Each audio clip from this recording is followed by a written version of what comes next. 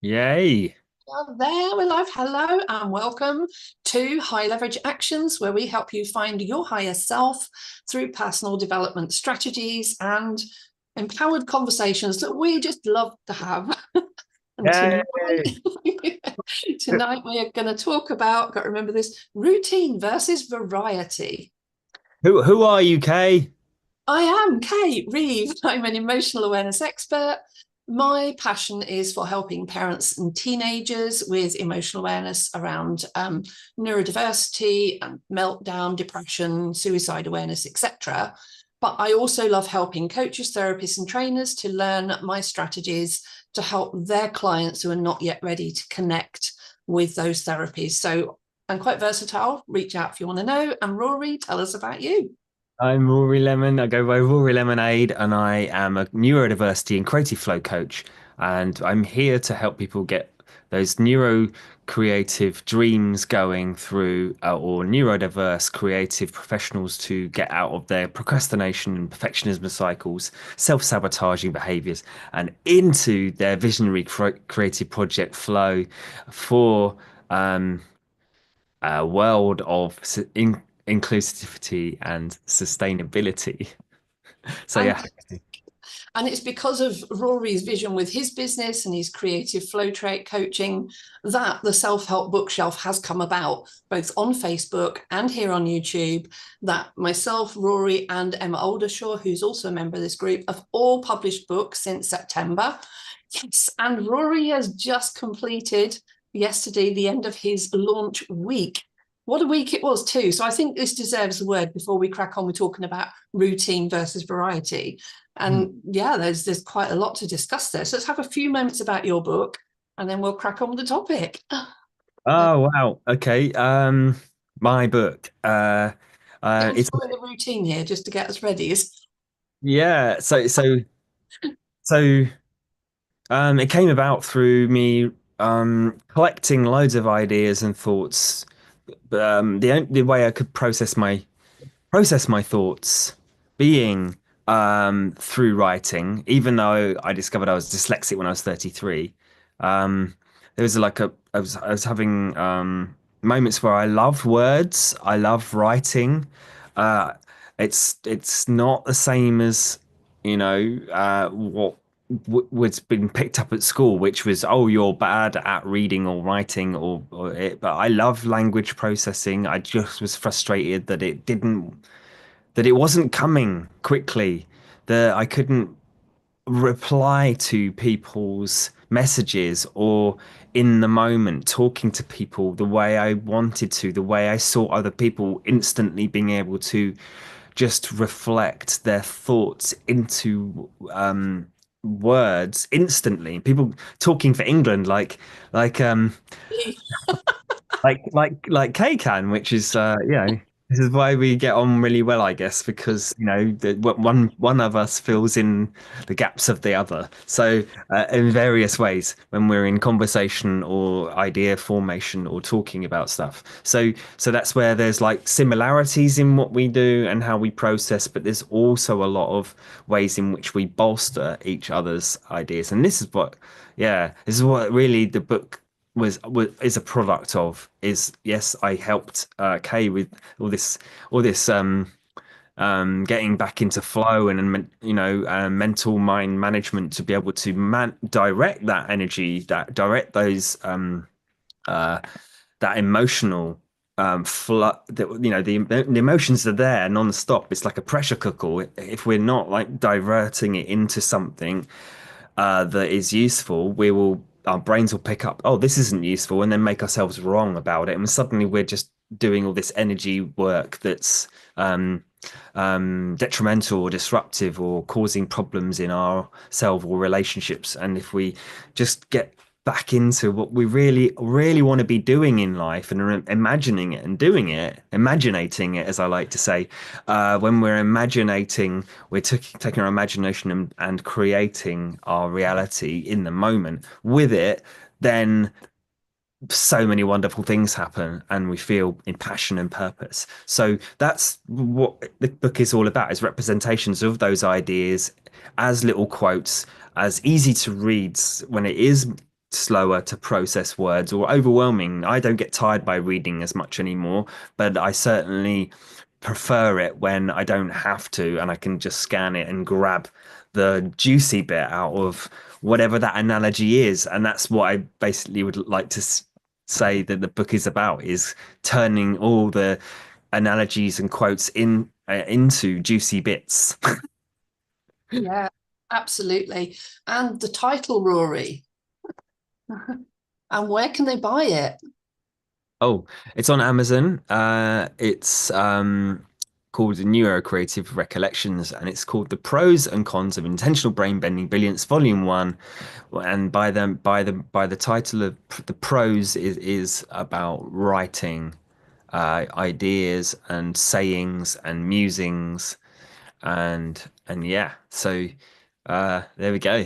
It's available on Amazon on the Kindle. You don't need a Kindle, but um you can download the app and read it if it's something you want a quick reference point for.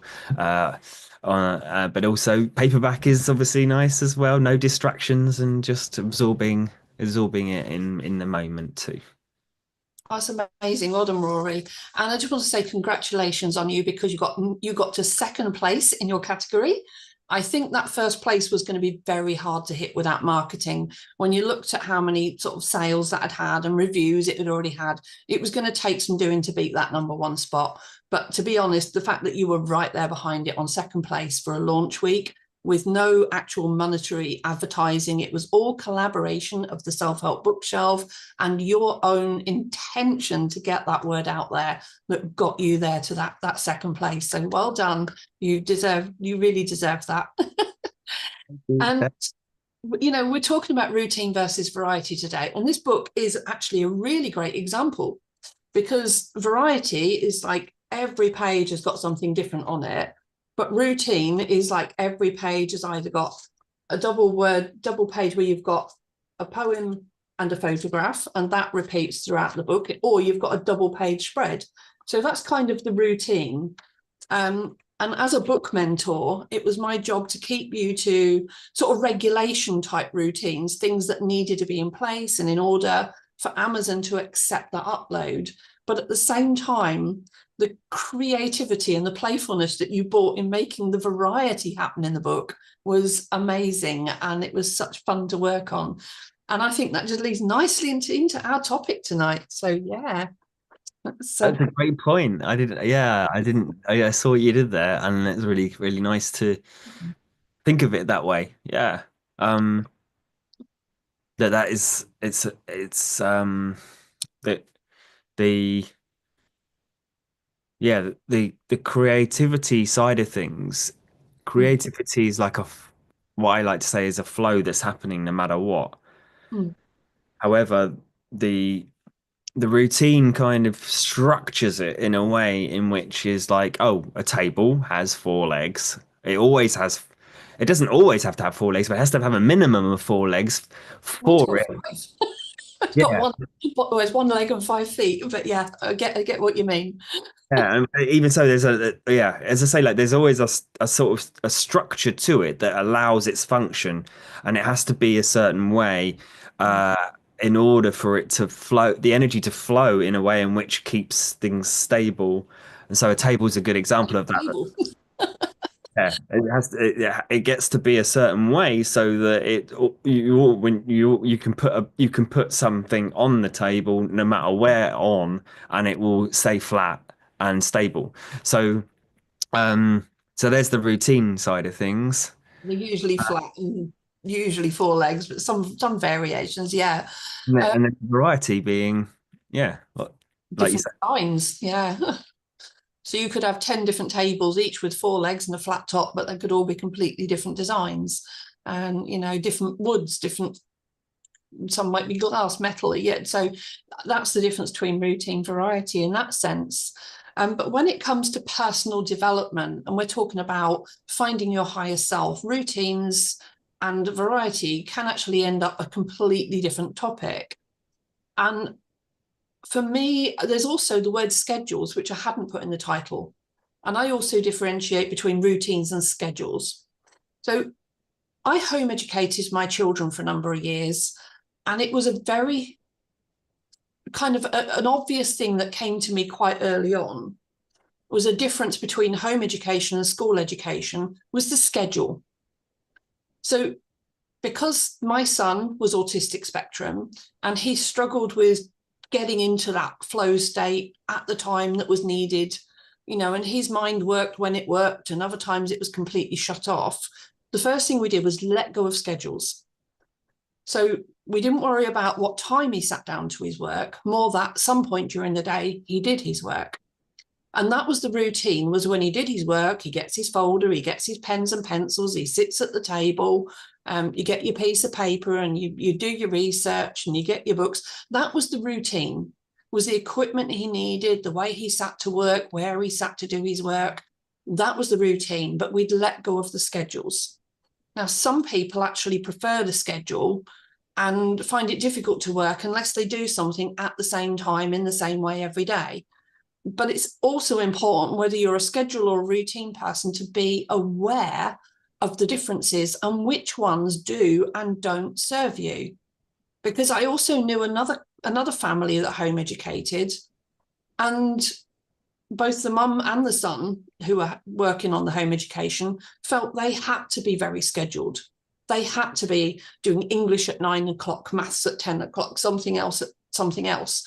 And it was months into their home education that she finally had a conversation with me one day and she went, "Oh, you're going to be so proud of me," because they bought a dog and they were finding it difficult to get time to get the dog walked before the home education. And she finally realized that actually her son was learning while they were out walking the dog. They were talking, they were looking for things and searching, exploring nature, even looking, caring for the dog was a lesson in itself for a child on the autistic spectrum. And so she just said, "You'll be so proud of me." She said, "We've moved the dog walking to 9 o'clock and start the lessons at 9:30.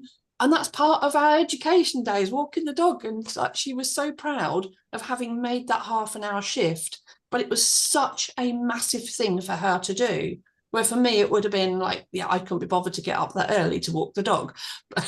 And I think once you get that awareness, it empowers you to either embrace it or change it to serve your needs.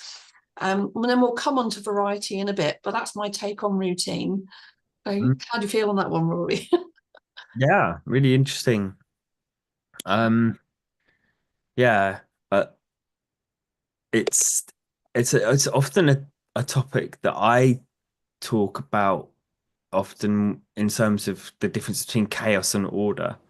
And it's almost in between this that topic is in between the two topics we've got going on for another time as well, but I won't go into that just now. But the idea of well, what's coming up for me is that idea of var variety and routine and routine are both essential for growth as as much as each other in a way. But it's also down to in personal development, it's down to which one our brain naturally moves towards in order to feel like there's progress happening. But that could actually be a learned pattern through the belief about the personality we have, because um, like some people ca don't like to veer off their routine.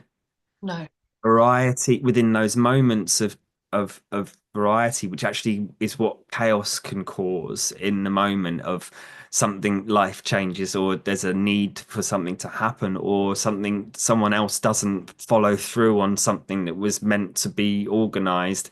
And that idea of being able to adapt in the moment is just as essential to the routine as having a routine in order to follow through on making things regularly happen in order for and repeat them in order for it to become and grow and develop, as it were, on a particular theme. And so that routine side of things is something that I've only really properly understood, not just not just that I know that it was useful to maintain a sense of um uh Mm. like for instance me turning up at a meeting and Yes, we are here eventually. yeah, turning up at a meeting, and also and how it that's absolutely reliant on both people turning up at the same time. So the That's routine, usual, yeah. yeah, agreements, uh, Mm. and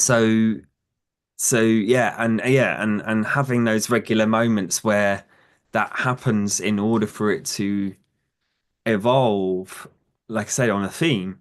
The but to for me to actually for me to actually embody it as a sense of changing how I go about things in order to develop things much faster. That routine has been, especially this year, I've absolutely revolutionized it, and the way go about it, Mm. through having one place and only one place to refer back to what I'm doing pretty much Yeah. all the way through every single day.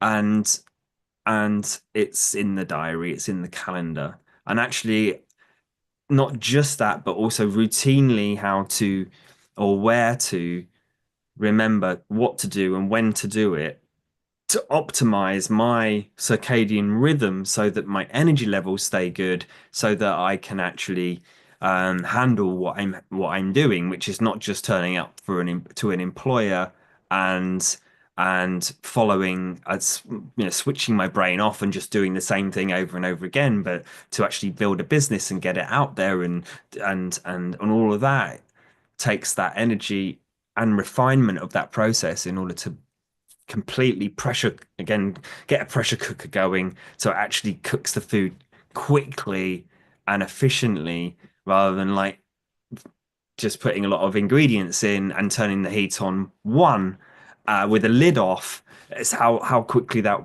you know that would cook is absolutely minimum compared to like Mm. building in that pressurized cooker to do things at particular times in terms of energy release and active recovery and active rest is just as important to be able to build that flow cycle. Letting that pressure off.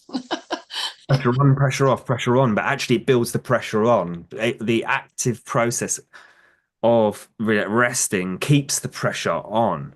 In Mm. terms of what I mean is keeps the pressure Okay. on of the development of the making the things happen quickly and efficiently in a shorter space of time. Um, Got it. and the final thing before moving into going into variety, variety was what I've thrived on all the time, what I'm drawn to, novelty from the ADHD perspective of routine being more towards some types of Like autistic comfort trait. zones sometimes as well, isn't it? Well, Routine can also be yeah, comfort. well, yeah. If the comfort zone is variety, then routine can be feeling uncomfortable, and if routine is really comfortable, then variety can feel Mm. uncomfortable. Uh, and so I was much more comfortable in variety. I would seek novelty and enjoy it, and actually, essentially, at the end of the day, if we don't have routine for our nervous systems, things again won't channel down certain direction. And if we don't have variety, then there's no stimulation and it becomes apathetic as well. Because if we just do the same thing over and over and over again, without any flavor or any changes in it, our brains will. And then some people just rely on it as the routine as a almost like a survival mechanism. If they're Yeah. just round and round and round going, I have to do this in order to feel complete, uh, Mm. or the other way around, I only can have variety to feel complete. That's completely different to utilizing both of them necessarily to channel and also diversify the nervous system so that it it challenges it in a way in which means it can grow faster. So the both of them mean, and it, in equal senses, can really help our nervous systems grow much faster. Yeah. And it's interesting. It's so, like you say, so different for different people. I mean, I live in a town where there's quite a few factories, and there are people still working in those factories that I worked with when I was about 18, 19 years old, and they've never changed jobs. And that to them has been their comfort zone their entire life.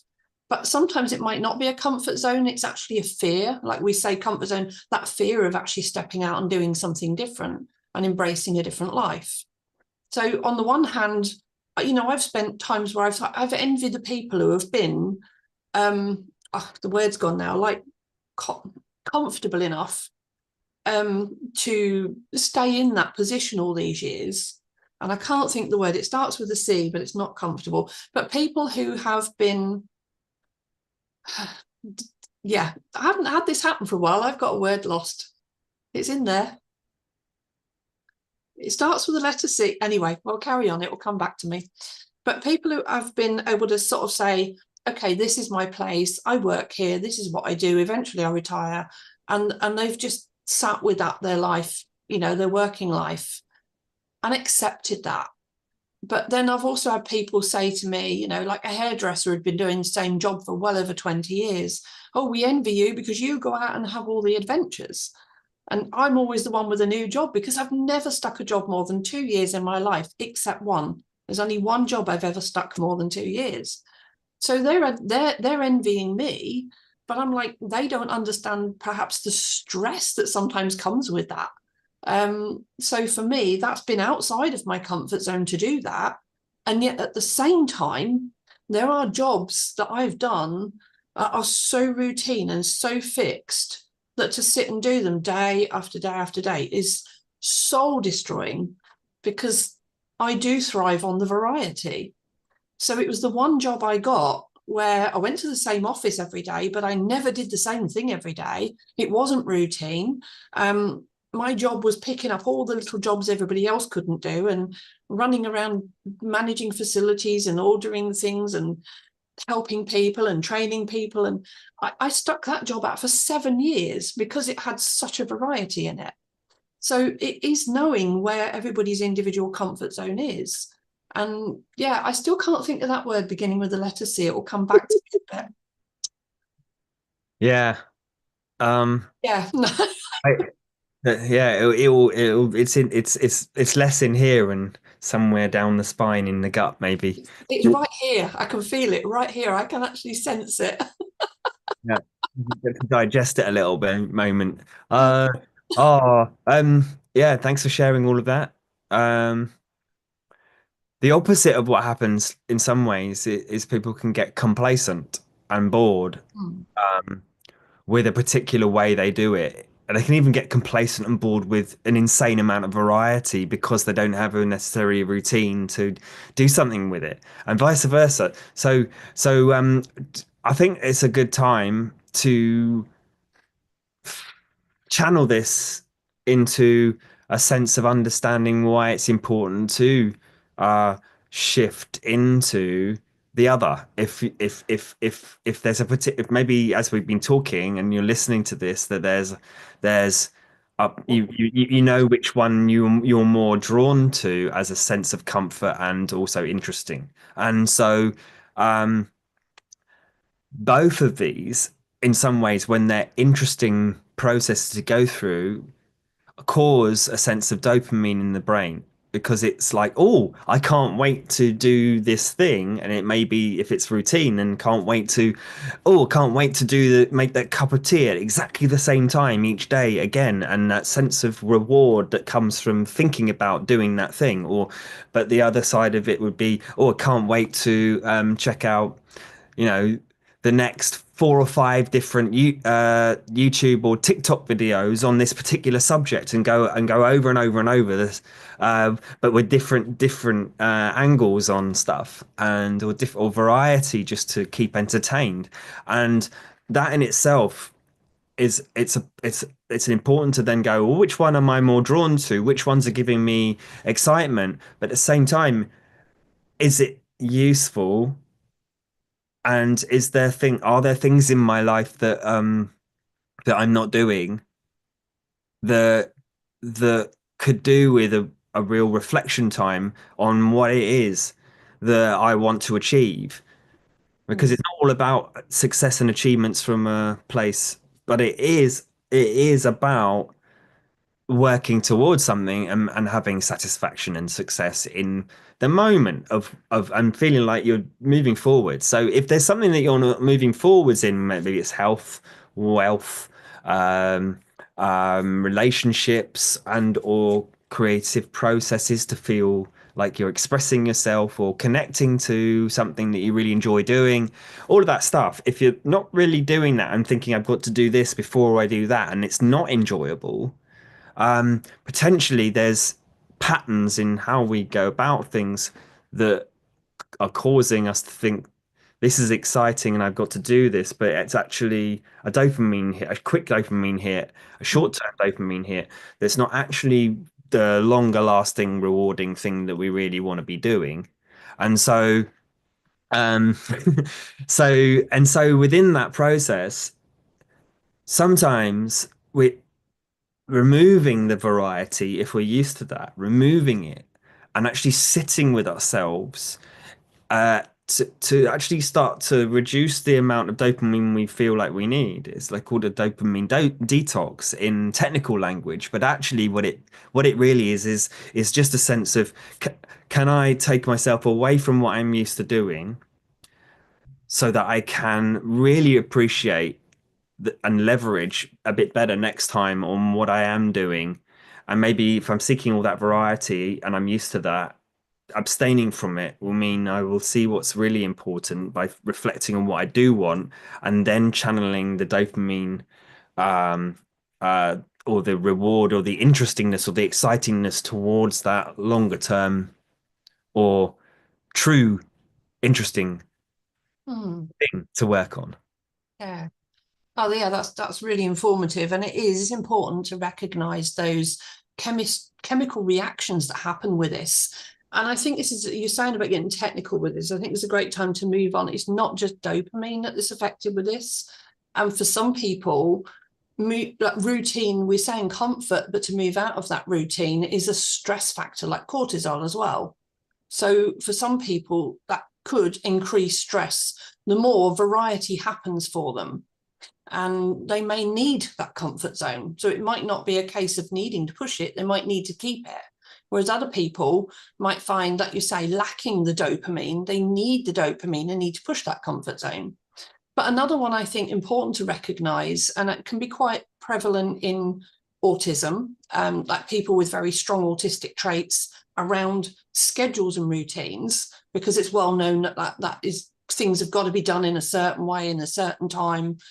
And for them, it can be that, if they've got their very set, precise, sort of rigid routine and somebody interferes with that, that can send them off in a total meltdown or rage. So it can actually, that adrenaline can come out quite quickly if that's not going where they're expecting. And it can really upset the balance. And all of those reactions are all hormonal chemical reactions within the body and the brain. And recognizing those helps us to manage them and keep them in check. And that's why I do the emotional awareness part, is recognizing, from my point of view, if I grab my book very quickly, is when we've got the emotional cycle, we all want happiness. You tell me one person in the world that's not looking for happiness through whatever they're doing. We're all aiming up here. But if routine or variety is either causing stress or causing anger, and we don't address what's going wrong with those routines and varieties and changes, so in other words, look at it as changes, if we don't address it, instead of these people end up being happy afterwards, they're going to end up being dragged down into depression down here. So that's why it's important to understand that difference and to be able to manage it for every individual person. And we are all unique, so the answer is not going to be the same. I've got to say, I am not somebody who follows routine. like I could go in the kitchen. This is going to make you laugh, right? I could go in the kitchen and I could cook baked beans 6 different ways. I don't eat baked beans because of my diet, but I could cook them 6 different ways. Doesn't bother me. But when I stayed at my parents' a few years back and I went to cook some baked beans in the kitchen, I, in my mum's kitchen, had to cook them in a certain way, in a certain beaker, in a specific microwave, because there was more than one for a very specific time. And my mum would not leave the kitchen until she'd made sure I was cooking the baked beans the way she wanted them cooked. It ended up in a very frustrated conversation, I will tell you. But she has a very specific way of doing things. And if you go in her kitchen to cook for her, she cannot leave you alone to cook for her unless she knows you're cooking it the way she does it. And she will watch over.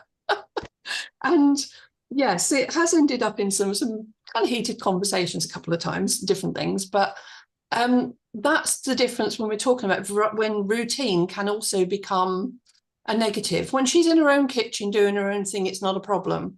But sometimes when we go back talking the other week about the circle of control and influence versus not my problem, that's when we were saying in that conversation about how sometimes influencing or controlling can actually be the wrong thing to do.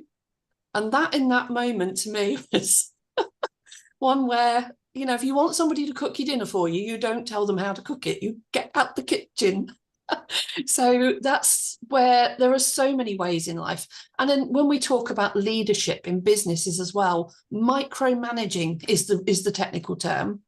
And micromanaging people who are trying to be creative about their day so it's not overly routine, but then micromanaging how they do everything can also be so soul destroying in a job. And I've been there under that as well. And I've walked out of jobs for that. So it's very, very important to understand how all that cortisol, adrenaline, and dopamine is the best way to say it, I think, isn't it, Rory? Cortisol, adrenaline, and dopamine versus lack of all of them in depression. And that's why it's so important to understand routine versus variety. But yeah. Yeah. Sorry, that was quite in depth. When I get going, I don't normally go that in depth on my strategy. Maybe I need to more. Yeah. It's That's yeah. good stories, good analogies on it all. I think, yeah, there's always more that can be discussed. However, I think we've covered it very well already. I wouldn't want to add any more right now, as such, because because it is a case of, yeah, there's things to, you know, boiling it, just to boil it back down and summarize. I would just say that, you know, we're drawn to a particular way of being. Is it useful to reflect, you know, and it's these moments when we're watching videos like this, or things that where it raises up an idea, is like, oh, is it, what can I do about that idea, that if I'm doing really well in a particular thing and I'm loving it and it's feels like I've got nowhere else that I need to be doing anything with differently, then that's great. There's often always something to reflect on and improve on in a particular area, or even if it's a daily approach to a project that we're working on. And that's where I like to say, you know, there's a daily masterpiece that can always be tuned in on to go, well, what would this day be like to make as a masterpiece, because we don't know exactly what will happen in the future. So today is what we have. So that's so important. Then we've got projects that we're working on, and sometimes I didn't do this for years. I was just either in sense of higher purpose, or in the or what am I doing today? And I didn't have a. I was very frustrated in the long term because I never felt like I was going here. I was just here frustrated. And it was because I wasn't putting projects out or treating whole elements as like, oh, I'm going to work on this for a week, or I'm going to do this for 3 months, or whatever it is. You can have multiple things like that going on for different areas of your life. And so areas of your life, where do you want to improve? What do you want to focus on? What are you drawn to naturally? Where's the gap, and what can you move into in terms of can I t tweak my day or my way of doing it that will actually be challenging manageably so that we're not stuck in complete boredom or complete anxiety and and find that sweet spot of daily flow where we do our thing, we're satisfied that we did our best, and in those areas of life, health, wealth, relationships, love, and creativity. Amazing. Yes, and as routine, we will be back next Monday. We're actually on schedule, 6 o'clock next Monday, with another episode of High Leverage Actions.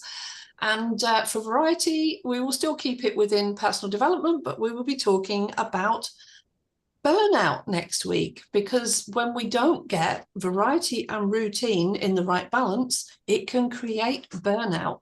And that is going to be our next topic.